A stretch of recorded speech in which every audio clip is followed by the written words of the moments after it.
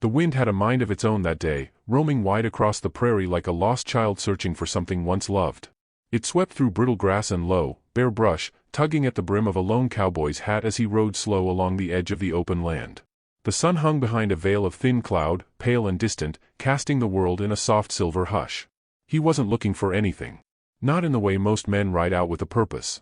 His eyes, deep and steady under the shadow of his hat, had grown used to empty roads and unanswered prayers. The rifle strapped to his back didn't make him feel safer. Just heavier.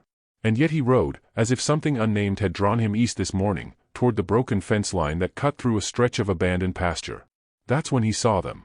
At first, they looked like scarecrows, two still forms slumped against weather-worn posts. But as his horse drew nearer, the shape of them grew too human, too real. He pulled the reins slow, dismounted with quiet care, boots pressing into dry earth without a sound. The woman didn't flinch. She stood tied with a rough length of rope around her wrists, looped to the post behind her. Not tight, just enough to keep her there. Her dress, once soft yellow, was torn at the hem and streaked with dust. Long dark hair clung to the side of her face, which bore the subtle bruises of a week gone wrong. She watched him without blinking, like she wasn't sure if he was real or just another mirage in a long line of disappointments. Beside her, a girl. Small and silent. No more than 7. She leaned against the post, eyes too wide for someone that young. One side of her face was streaked with dirt.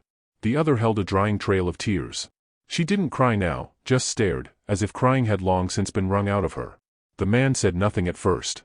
He just crouched slowly, meeting the girl's eye, hands resting on his knees. His voice, when it came, was gentle as creek water. "You hurt?" The girl looked up at the woman, then back at him. She shook her head once, almost like a twitch. He nodded. His hand reached for the rope, testing it. The woman spoke for the first time. Her voice was hoarse, dry. "They said they'd come back." "They won't," he said simply. "Not while I'm standing here." She watched his face for a long breath. Something in her eased. Not trust, not yet. But a piece of her fell forward, like a door quietly unlocked. He cut the ropes clean, no questions. Offered the child a swallow from his canteen. She took it with both hands, drank too fast, coughed, then smiled weakly as he wiped her chin with the edge of his coat. He helped the woman down from the fence like she was porcelain, hands steady under her arms, never more than needed. She winced but said nothing of the pain. He led the horse close and swung the girl up into the saddle first. She held the horn with both hands like she was learning to hold on again. Then he turned to the woman and waited. She didn't move. Just stood there staring at the horizon. "You don't have to go back," he said softly. Her voice cracked when she answered. "There ain't nowhere to go." He nodded, as if she'd just named something familiar in him. "I needed a girl," he said, almost like he was speaking to himself. Didn't know she'd come with company. That made her look at him. Not angry. Just surprised. As if no man had ever said he needed anything that wasn't for himself. He extended his hand again. This time, she took it. The three of them rode west into the wind, no names exchanged, no questions asked. The child fell asleep against the saddle horn before the sun had shifted an hour. The woman stayed quiet behind him, arms wrapped around her waist as though holding herself together. He didn't try to fill the silence. Didn't speak unless the horse needed guiding or the girl stirred. But his presence spoke something steady, like the crackle of a campfire that never quite dies down, even when you're not watching. They passed a dry creek bed, an old dead cow caught in the weeds. A hawk circled above, riding the air. The woman stared at the bird until it disappeared behind a hill. Her fingers clutched at the cowboy's coat just once, brief and almost involuntary. He said nothing. But the corner of his mouth twitched, just slightly. By sundown, the edge of his land came into view, fence posts worn but standing, a small house settled quiet beneath 2 old cottonwoods. Smoke from the chimney marked the warmth within. It wasn't much, but it had been waiting. As he helped her down from the saddle, she said, "You don't even know what you're taking in." He paused, met her gaze. "No. But I know what I'm sending away if I don't." The child clung to her skirts now, sleepy and unafraid. The woman's eyes brimmed, but the tears didn't fall. Instead, she nodded, once, hard, like someone deciding to keep breathing. He opened the door. She stepped inside. And for the first time in a long time, the house felt like it might hold something besides echoes. Behind them, the prairie sighed as night took the land in its arms. The sky turned indigo. A single star blinked awake. Inside, 3 shadows sat by the fire, quietly warming. There would be more to say. More to learn. But for now, no one was tied to anything. And that was enough to begin. The floor creaked beneath their boots as they stepped inside. The house was quiet, not with emptiness, but with the stillness of something waiting. A fire burned low in the hearth, its orange glow brushing the walls with warmth. The child clung to her mother's side, eyes darting to every corner, seeing but not yet trusting. The woman stood straighter than she felt, her fingers brushing dust from her skirt though the stains would not lift. The cowboy set down a tin kettle on the stove, filled it with water from a jug, and lit the flame beneath. He moved with a kind of practiced calm, neither hurrying nor hesitating, as if everything he did had always been meant to be done just that way. The woman watched him, searching for some sign of what came next, but all he offered was the quiet rhythm of survival. There was no ceremony in how he brought out 3 chipped plates and placed them on the table. But something in the way he did it made her pause. Each movement was careful, respectful, like he believed the people he was feeding deserved gentleness, no matter where they came from. The child took the chair nearest the fire, rubbing her arms. Her lips trembled, but she said nothing. The cowboy ladled out soup, thin but warm, and set it before her. Then before the woman. Then himself. He sat last, his broad shoulders casting long shadows against the wall. They ate in silence. Not the kind filled with awkwardness, but the kind that felt like shelter, like no one had to explain anything just yet. The fire popped. A spoon clinked against a bowl. Outside, the wind pressed against the windows but could not get in. When the child finished, she looked up at the woman for permission.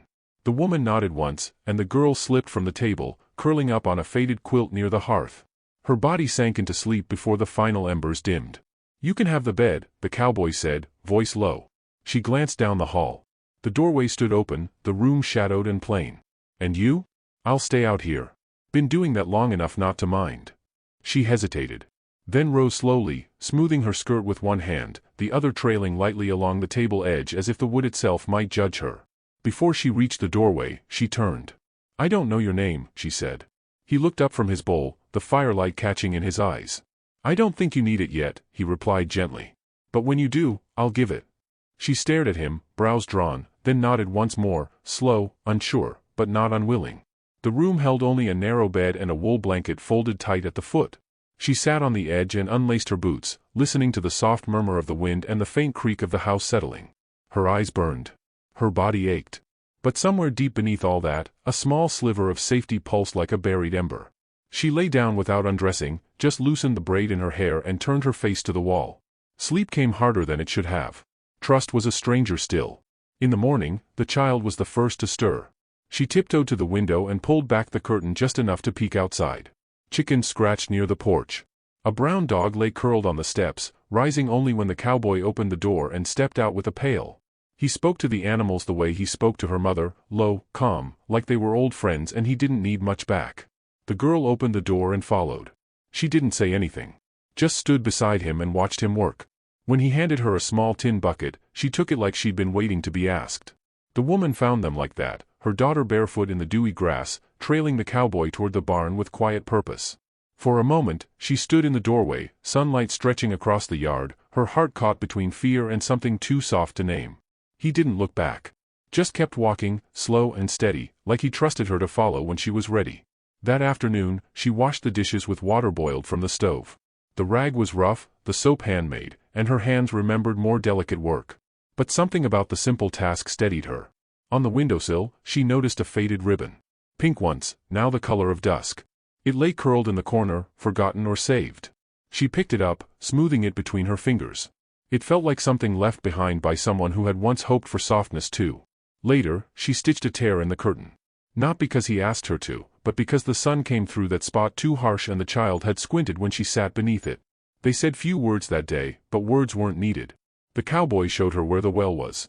She showed him how to mend a loose button on his sleeve. The child laughed once chasing the dog, and the sound startled them both, as if joy had slipped in by accident. That evening, the woman found the courage to ask what she hadn't dared the night before. "Who lived here before?" The cowboy didn't look up from the horseshoe he was cleaning. "My brother's wife. And her girl. She gone?" "Years now." He paused. "Some things stay longer than they ought. Some things don't stay long enough." She said nothing. Just nodded, and turned toward the door. But before she stepped inside, he added quietly, "Been setting 3 plates ever since." She stopped. The truth of that sentence pressed against her like a hand on the back, steadying and weightless all at once. That night, the child lay her head in the woman's lap without needing to be told. They sat by the fire while the cowboy read from an old, frayed book, his voice rough but careful with the words. The girl fell asleep before he finished the page. The woman tucked the blanket around her and looked up at him. "You don't ask much," she said. He met her eyes. "You already been asked too much." Silence fell again, but this one had warmth in it. Like the hush after a lullaby. Outside, the wind had gone still. The moon climbed above the cottonwoods. And though nothing had been said to bind them, something in the room had begun to take root, quiet and real. The woman looked down at the child, then back to the man who had offered only space, not demand. She still didn't know his name. But she was starting to know his heart. The fog came before dawn, low and clinging, quiet as breath. It crept across the pasture like something unsure of its place, draping the land in pale gray hush. The woman stood at the window, her hands resting on the sill, watching the mist swallow the fence posts one by one. The child still slept behind her, curled beneath the quilt, lips parted in some dreamless peace. But the woman's shoulders were rigid, her body motionless save for her eyes, which kept scanning the empty distance like they expected the fog to deliver ghosts. When the cowboy rose and found her standing there, she didn't turn.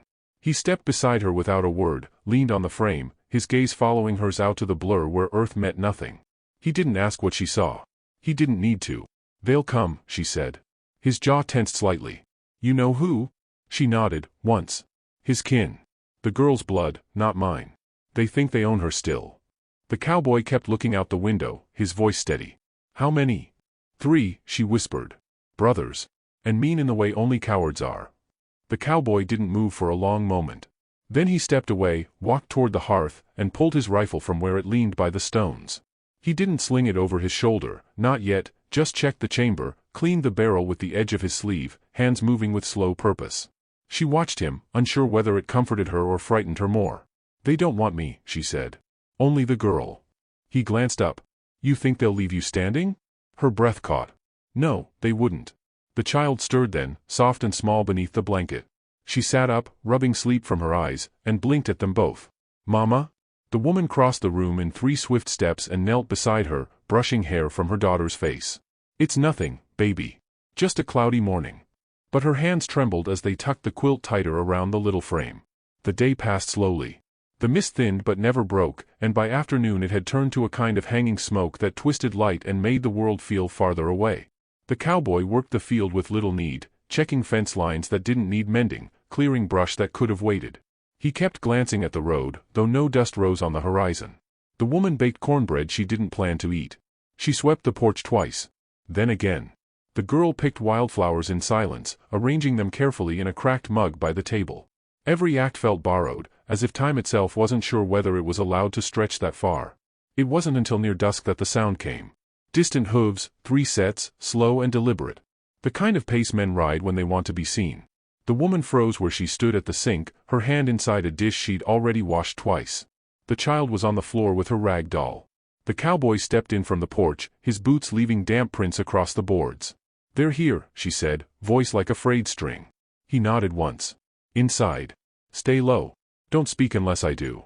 She moved the girl behind the table, her own body shielding the child's like instinct more than choice. Her eyes found the cowboy as he opened the door again, rifle slung across his chest, and walked outside into the fading light. The men rode slowly up the path. No hurry. No guilt. The one in the lead wore a green coat too fine for this part of the country, and a grin that didn't reach his eyes. The other 2 were broader, silent, their eyes sweeping the place like they were measuring what could be taken. "Evenin', friend," the man in green called, dismounting like he owned the ground. "We're here for what's ours." The cowboy didn't reply right away.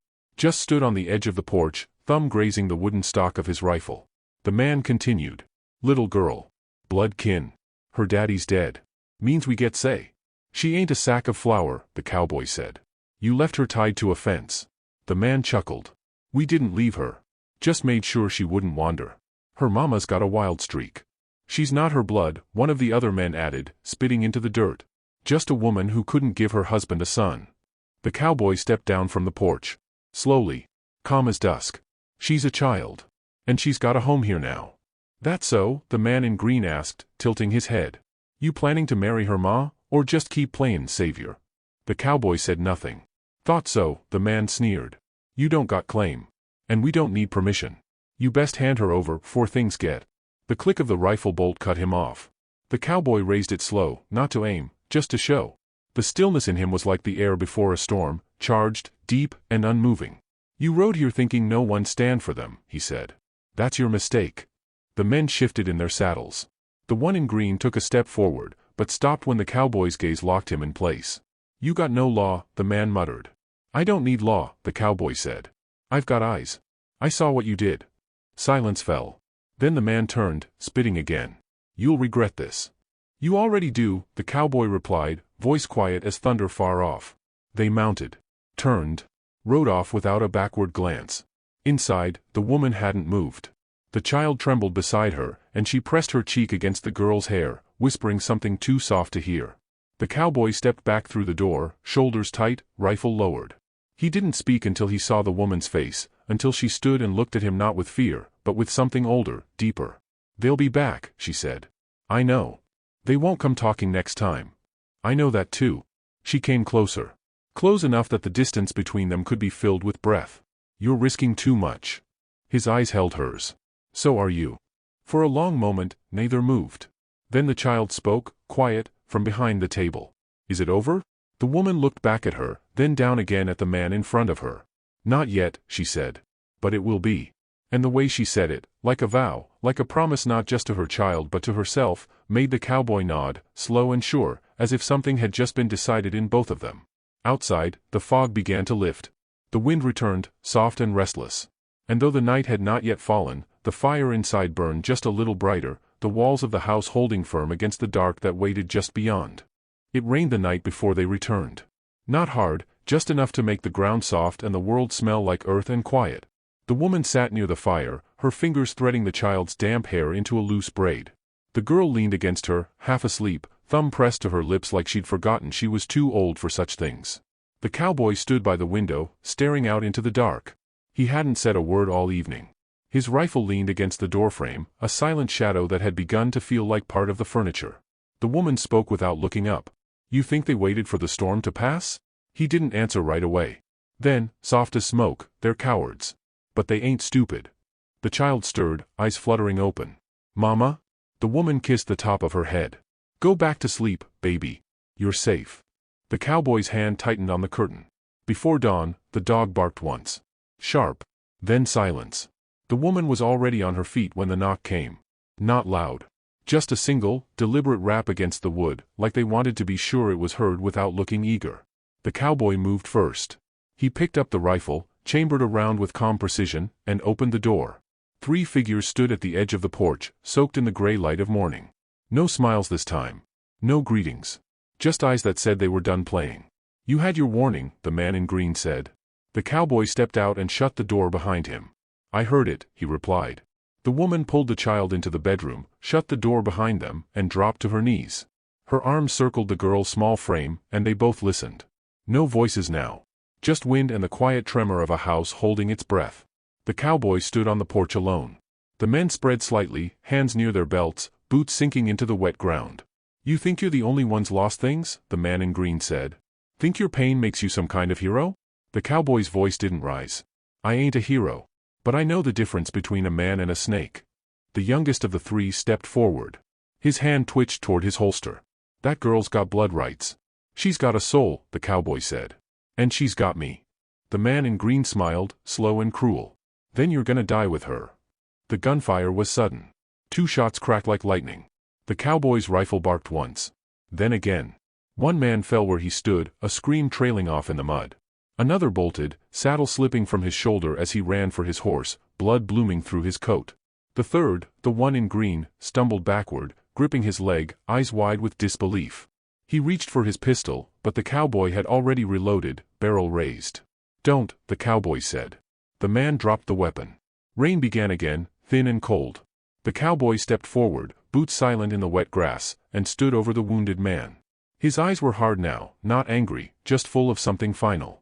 You come back here again, he said, and I won't leave you breathin'. The man said nothing. He only hissed through his teeth, holding pressure to his thigh. The cowboy turned his back and walked toward the porch. At the steps, he paused. One thing more, he said without turning. That girl calls her mama. And I aim to see she always can. He went inside and shut the door. The woman stood just inside, pale but upright. The child clung to her dress, eyes wide but dry. They gone? She asked. He nodded. You hurt? He shook his head. They won't come back. She crossed the room in 3 steps and stood in front of him. Her hands rose, unsure, then settled gently against his chest. He didn't move. Not at first. Then his hand came up, slowly, resting against the curve of her back. "I kept thinkin' we were borrowin' time," she whispered. "But maybe it's just finally ours." The girl tugged at her skirt. "Mama, is it okay to eat now?" The woman laughed, low, broken at the edges, but real. She crouched down and cupped the child's face. "It's more than okay," she said. "It's time." Later that morning, they sat at the table. 3 plates, warm food, a kind of peace hanging in the air like sunshine after long rain. The girl chattered about chickens and daisies, her fork tapping rhythm against the edge of her plate. The woman smiled, a quiet joy living behind her tired eyes. The cowboy watched them both. Then, with the smallest of smiles, said, "I needed a girl." The child giggled, mouth full of cornbread. "You got one now." He looked at the woman. She met his gaze, steady and soft. "You got 2. He didn't say anything. Just nodded, as if the whole world had clicked into place with those 4 words.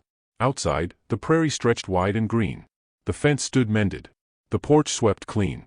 Inside, laughter rose, not loud, but deep enough to fill the walls. For the first time in a long time, no one was waiting for the other shoe to fall. There was only bread on the table, breath in the lungs, and the gentle sound of a home beginning again.